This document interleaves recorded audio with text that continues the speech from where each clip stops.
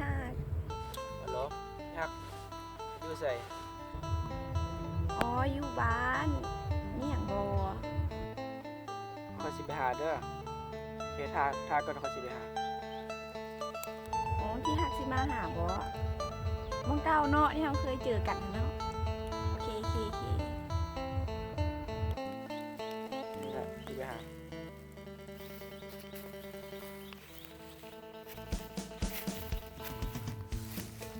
เนาะหากก็คิดโอ้ว่ามื้อนี้เป็น14 กุมภาพันธ์ที่ฮักจะต้องมาเซอร์ไพรส์เฮาแน่นอนสิได้หยังเนาะ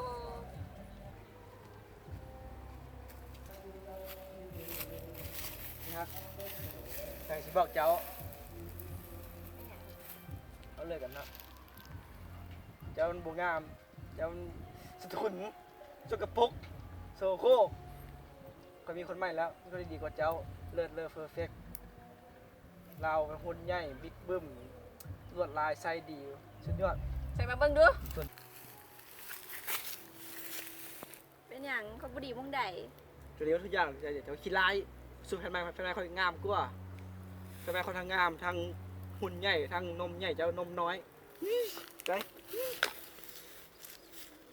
ผู้สาวเก่าโดยบ่ได้ตั้งใจไอ้มีผู้สาวใหม่น้องก็หูดีเลิกกันมาสิเกือบปีก็ลืมบ่ได้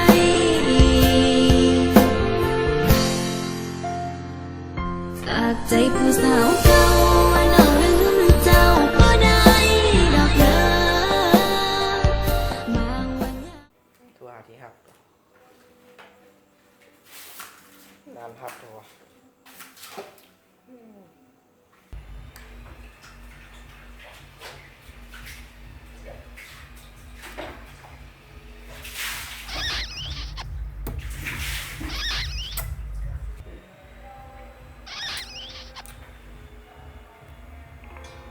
เอ้าที่ฮักโทรมาฮัลโหลที่ห้างฮัลโหลที่ฮักบอกที่ฮักอันไข่มุกดำวะคอยเลิกกับแฟนแล้วเด้อทายบันเก่าแล้วสิไปหาอยู่ห้องจะบอกโอเคไปหาสิมาหาสิมาหาวะสิกุมภาเนี่ยอยู่ห้องนี่แหละโดยคิดว่าที่ฮักอะไรเชี่ยเคี่ยวมาฮักเด้อรอท่าอยู่เนี่ยจะเอาดอกมาให้บ่ดอกยังก็ได้บ่ได้ตีดอกแล้วแต่เจ้าสิซื้อให้ฮักเจ้าผู้เดียวนั่นแหละโดย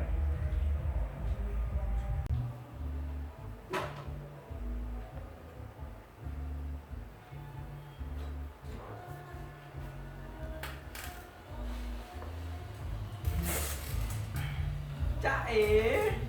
โดยเนี่ยคิดฮอด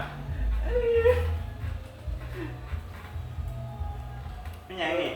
คนมีดอกกุหลาบคนได้ดอกหักให้เจ้าคนจะหักอยู่เสื้อสูทบูชาเจ้าเห็นยอซื้อมาของเล่นแบบนี้ก็ชอบที่เป็นแบบนี้ชอบแววตาแบบนี้ชอบรอยยิ้มแบบนี้ก็ชอบคนนี้